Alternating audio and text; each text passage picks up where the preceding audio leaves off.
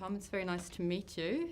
Would you mind just telling me what the biggest challenges were in the making of the movie? The biggest challenge when you make a movie musical is you're creating an alternative reality where people communicate through song, but you have to make it utterly convincing.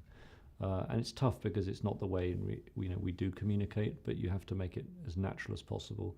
And so I did everything I could to create this alternative reality in a convincing way. And the most important thing was I chose to do the singing live, which makes it much more sort of visceral and real than when you have actors singing along to a pre-recorded playback track and lip syncing and pretending to sing.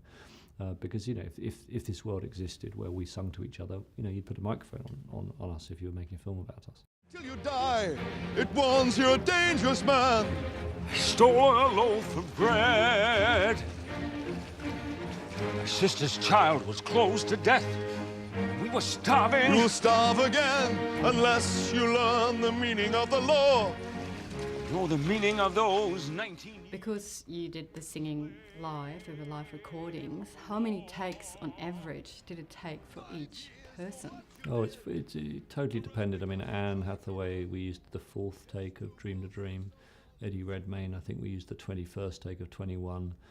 It slightly depended on people's processes. I mean, I remember Eddie, when he sung Empty Chairs, Empty Tables, he pointed out that every time you sing it, you end quite devastated. And he said, would it be great if we could just run it together, so that whenever he ended a song, he then began his new take. So he'd take the devastation of where he got to and made that the new beginning, and would get even more devastated by the end. So he kind of pushed himself further and further down a spiral of devastation to capture that moment of extraordinary grief. Whereas Anne, I think, was sort of so prepared for this moment that I knew it was going to happen quite early. I knew she wouldn't need many takes to get to where she needed to get. Yes, it's true. There's a child, and the child is my daughter. And her father abandoned us, leaving us flat. Now she lives with an innkeeper man and his wife, and I pay for the child. What's the matter with that? From inception to end, how long did it take to make the film?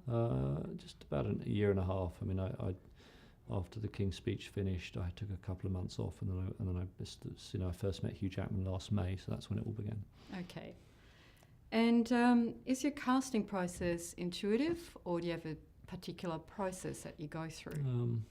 With this, it was pretty rigorous. We auditioned everyone, and I mean everyone, like even Russell Crowe auditioned. I mean, I don't know the last time Hugh Jackman and Russell had to audition for a film, but I felt because I wanted to do it live, the actors had to show me that they had the ability to do that. Like, I couldn't take the risk of discovering that someone couldn't actually sing on the set, because I didn't want to have to kind of post-sync them or replace them with someone else. So the auditions are very key, and it was also a way of me learning about how I could make this film and how actors might begin to reinterpret these stage musical songs for the big screen, for the language of the cinematic close-up.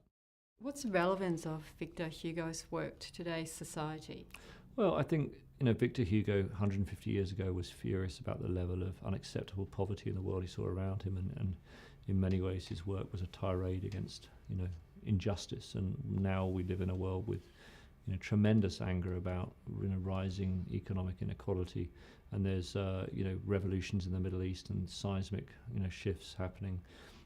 So oddly, it remains as topical now as it was 150 years ago. But I think ultimately its topicality is emotional. I think there are so many points of emotional connection for audiences. If you're a parent, you're going to very much relate to the story of fatherhood of Jean Valjean. If you're a teenager suffering unrequited love, you're going to relate to On My Own. If you've had any kind of broken dreams in your love life, you're going to connect to Dream to Dream. I mean, there's just so many emotional ways into I this condemn film. this man to slavery.